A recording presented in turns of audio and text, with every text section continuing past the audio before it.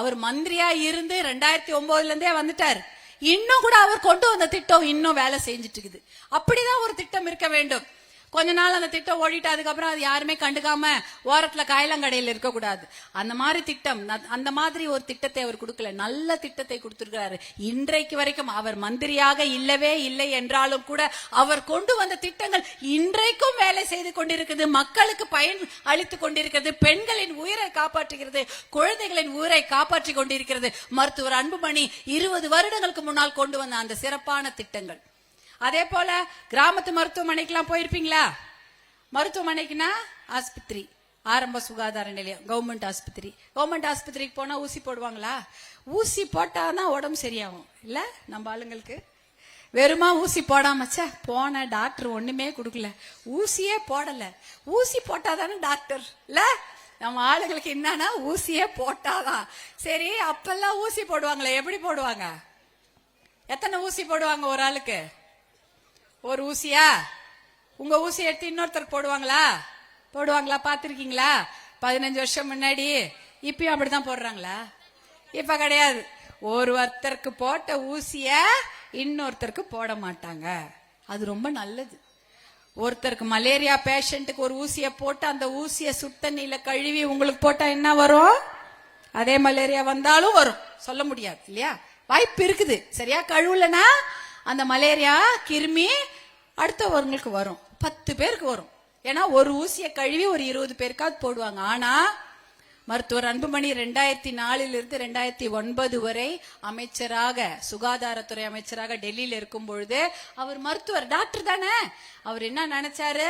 இது மாதிரி பண்ணா கிராமத்தில் இருக்கக்கூடிய மக்களுக்கு என்ன வரும்? நோய் தொற்றும்.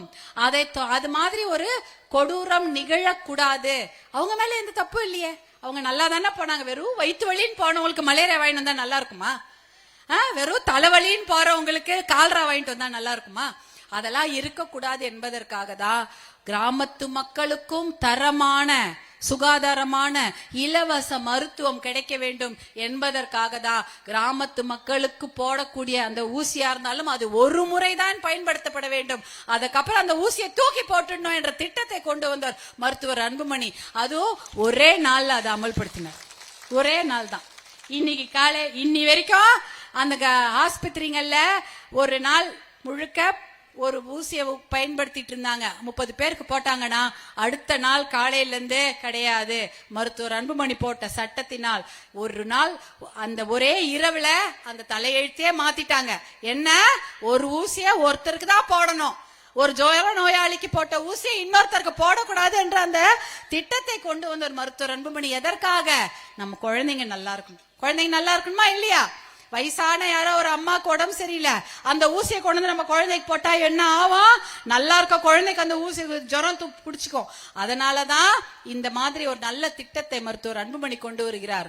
எல்லாருக்குமே தரமான, அது இலவச மருத்துவமாக இருந்தாலும் அது தரமான மருத்துவமாக இருக்க வேண்டும் என்பதற்காகவே ஒரு முறை பயன்படுத்தி அந்த ஊசியை தூக்கி எறியும் ஒரு சட்டத்தை அன்னைக்கு ஒரே இரவில் அமல்படுத்தி எல்லா அரசு மருத்துவமனைகளிலும் ஒரு முறை மட்டுமே பயன்படுத்தி தூக்கி எறியக்கூடிய ஊசியை, அந்த திட்டத்தை கொண்டு வந்து எத்தனையோ மக்களின் உயிரையும் குழந்தைகளையும் பாதுகாத்தார் மருத்துவர் அன்புமணி.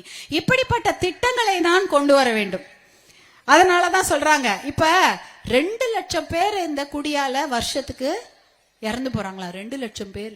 அப்ப யோசிச்சு பாருங்க, 2 லட்சத்தோடயா போயிடுது? அந்த 2 லட்சம் குடும்பம் தானே பாதிக்குது. 2 லட்சம்னா அந்த 2 லட்சம் பேர் போயிடுறாங்க. ஆனா அவங்க கூட இருக்கவங்க ஒரு 4 பேர் இருப்பாங்கல்ல, அவங்க அப்பா அம்மா இருப்பாங்க, அவன் பொண்டாட்டி இருக்கும், புள்ள குட்டி இருக்கும். அப்போ ஒரு 10 லட்சம் பேர் பாதிக்கப்படுறாங்க வருஷத்துக்கு. இப்ப யோசிச்சு பாருங்க அந்த குடியால என்ன பிரச்சனை. அதனால சுயமரியாதையோட வாழ வேண்டும் என்றால் இந்த குடிக்கு முதல்ல மூடு விழா செய்ய வேண்டும். டாஸ்மாக் கடைகளை மூட வேண்டும்.